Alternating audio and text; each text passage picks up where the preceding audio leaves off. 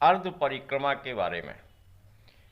हमारे ग्रंथों में सभी लोग जानते ही हैं, और जो लोग शिवलिंग के दर्शन करने शिव मंदिरों में जाते हैं, वहाँ शिव मंदिरों में, अधिकांश शिव मंदिरों के गर्भगृहों में शिवलिंग स्थापित होता है, और उस शिवलिंग का अर्ध परिक्रमा करने का प्रावधान है।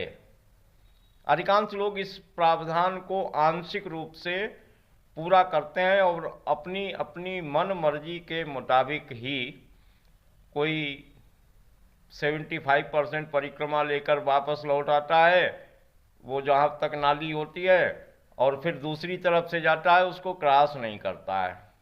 तो वो एक तरीके से अर्ध परिक्रमा नहीं होता है, वह केवल नाली को लांघने का निषेध पालन करते हैं। जबकि शिवलिंग का अर्ध परिक्रमा करने का प्रावधान है, पूरा परिक्रमा करने का प्रावधान नहीं है। अब ये प्रावधान क्यों नहीं है, यह कोई नहीं बता पाता, इसलिए लोग इस व्यवस्था में पाप के भागी बनते हैं और कष्टों को भोगते हैं। अधिकांश लोग जो शिव मंदिरों में जाकर शिवलिंग की परिक्रमा वर्तमान व्यवस्था के अनुसार करते हैं, वह निश्चित रूप से कष्टों को भोगने के अधिकारी हो जाते हैं। उनको कष्ट मिलेंगे ही मिलेंगे, क्योंकि मैं वेदों का शोध छात्र हूँ, वेदों पर शोध करता हूँ, इसलिए यह बातें मुझे पता होती हैं। अध्ययन करने से सब कुछ मिल जाता है, ढूंढने से भगवान भी मिल जाते हैं। कुछ देवता मुझे पहचानने में आ चुके हैं, कुछ पर शोध चल रहा है। आगे की वीडियो में आप लोगों को यह भी पता लगेगा कि देवता कौन हैं, कहाँ हैं, क्या काम करते हैं, हमारे लिए किस प्रकार सहयोगी हैं। लेकिन आज की हमारी इस वीडियो का विषय यही है कि शिवलिंग की अर्ध परिक्रमा का प्रावधान क्यों है। प्रावधान है यह तो सबको पता है, लेकिन क्यों है यह किसी को पता नहीं है, कोई बताता नहीं है। कोई हमारे शिव शंकर जी के इस समय सबसे बड़े कलाकार और कथाकार प्रदीप मिश्रा जी हैं हमारे भारत में। 50 लाख लोग उनके अनुयायी हैं, करोड़ों लोग उनके अनुयायी हैं, 20 लाख लोग उनकी कथा सुनने जाते हैं, और वह शिवलिंग को अपनी कथाओं में शिवलिंग की पूजा करने, हम तो उनके शॉर्ट्स देखते हैं, या यहाँ पर बेलपत्री चढ़ाओ, यहाँ पर उनकी 5 पुत्रियाँ हैं, यहाँ पर पत्नी है, यहाँ पर गणेश जी हैं, तो वो तो शिवलिंग को जानते तक नहीं है कि शिवलिंग होता क्या है। मैं बहुत विद्वानों का आदर करता हूँ और मेरे लिए वो विद्वान ही हैं, लेकिन प्रत्येक विद्वान की अपना एक क्षेत्र होता है। उन्होंने शिव पुराण का अध्ययन किया है, शिव पुराण में वो शिवलिंग को शिव मानते हैं, शिव को शंकर मानते हैं। मैं चूंकि वेदों का छात्र हूँ, इसलिए शिवलिंग, शिव और शंकर में अंतर करना मेरे लिए सुगम हो चुका है। तो शिवलिंग जो है उसका अर्ध परिक्रमा करने का प्रावधान है, और उसका पालन शायद अपने भारत में कोई सनातन धर्मी नहीं करता, और वो इसलिए नहीं करता क्योंकि उसको भय नहीं है। यदि भय होगा तो शायद वो करे, और भय इसलिए नहीं है कि उसको भय का कारण नहीं पता। आज आप लोगों को मैं बताऊंगा कि शिवलिंग के अर्ध परिक्रमा का प्रावधान हमारे ग्रंथों में क्यों है। शिवलिंग जो है, शिवलिंग जो शक्ति है, उस शक्ति से यह सारा जगत चल रहा है। लेकिन उस शक्ति की विशेषता यह है, शिवलिंग की विशेषता यह है कि वह अपने आधे भाग से ही सृष्टि करता है, आधे भाग से ही जीवन देता है। शिव भक्त बहुत ध्यान से मेरी यह बात सुन लें।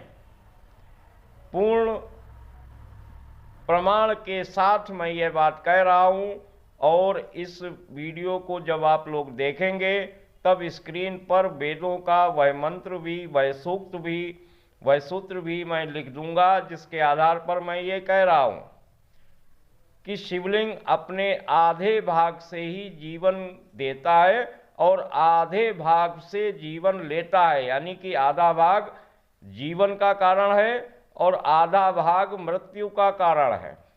इसीलिए शिवलिंग के पूर्ण परिक्रमा का प्रावधान नहीं किया गया है, क्योंकि मृत्यु का परिक्रमा कोई नहीं करना चाहता और करना भी नहीं चाहिए।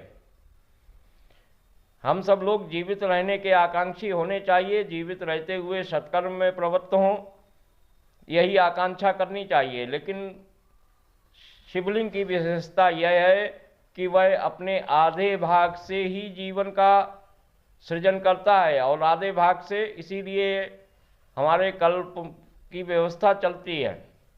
कल्प का आधा भाग जो भी समय का है वो सृष्टि करता है और आधा भाग जो है वो नष्ट करने के काम में आता है, नष्ट करने की प्रवृत्ति उत्पन्न हो जाती है। इसलिए शिवलिंग का हम सभी लोगों को केवल अर्ध परिक्रमा, और अर्ध परिक्रमा का मतलब अर्ध परिक्रमा 50%, आप मुख्य द्वार से वहां तक जाइए जहां तक आपको दूसरी तरफ दिख रहा है, उसके आगे पैर मत बढ़ाइए। यदि आप पैर बढ़ाएंगे तो मृत्यु की तरफ आप लोग पैर बढ़ाएंगे। इसलिए आप लोगों को ये जानकारी दे रहा हूं कि हमारे सनातन धर्म में वर्तमान समय में विद्वानता और ज्ञान में बहुत अंतर हो गया है। बहुत से लोग केवल ग्रंथों का जो शोधपूर्ण अध्ययन नहीं करते, इसलिए इस तरह की समस्याएं उत्पन्न होती हैं। शिवलिंग क्या है, इसके बारे में मैं एक वीडियो पहले भी बना चुका हूं, आगे फिर भी बनाता रहूंगा। शिवलिंग के बारे में आप लोगों को बताता रहूंगा। लेकिन अभी के लिए आप लोग इतना समझ लीजिए कि शिवलिंग का केवल आधा भाग ही जीवन दाता है और इसलिए उस आधे जीवन दाता भाग के ही आप परिक्रमा करें। जो मृत्युदाता अंश है, जो मृत्युदाता भाग है शिवलिंग का आधा भाग, उसकी परिक्रमा आप लोग ना करें, यही सबके लिए उचित है। हो सकता है कुछ लोगों को मेरी बातों का भरोसा ना हो, क्योंकि वेद तो शायद ही किसी ने देखे हों। मैं तो वेदों के आधार पर बोल रहा हूं और वेदों की सूक्त अभी आपने देख ही ली है इस वीडियो की स्क्रीन पर। तो सभी लोगों से निवेदन है कि शिवलिंग के अर्ध परिक्रमा का मतलब 50% ही होता है। इससे अधिक आप लोग कृपा ना करें शिवलिंग पर, क्योंकि इससे ज़्यादा कृपा करने पर आप लोगों के पग मृत्यु की ओर होंगे। तो मैं नहीं चाहता कि किसी का अहित हो, इसलिए यह वीडियो बनाई। आप लोगों को यह वीडियो कैसी लगी आप लोग अपनी कमेंट में बताइए। हर हर महादेव लिख दीजिए कमेंट में यदि आप सहमत हों। यदि सहमत ना हो तो जिस बात से सहमत ना हो वह बात हमारे वीडियो के कमेंट में लिखें। आप लोगों का बहुत बहुत शुक्रिया यहाँ तक पूरी वीडियो देखने के लिए। जो लोग वीडियो देख के छोड़ गए उनको छोड़ जाने दो। आप लोग शिवलिंग के मंदिर में यदि अगली बार जाएं तो शिवलिंग के पूर्ण परिक्रमा ना करें। जितने लोगों तक भी हमारी ये वीडियो आप लोग पहुंचाना चाहें, आपकी अंतरात्मा गवाही दे, पहुंचाइए। नहीं तो मैं बार बार वीडियो बनाकर कोशिश करूंगा थोड़े बहुत लोगों तक पहुंच जाए। जिस तक पहुंच जाएगी उसको लाभ मिल जाएगा। जिसको लाभ भगवान देना नहीं चाहेंगे वो हमारी वीडियो देखेगा ही नहीं। तो अभी के लिए बस इतना ही।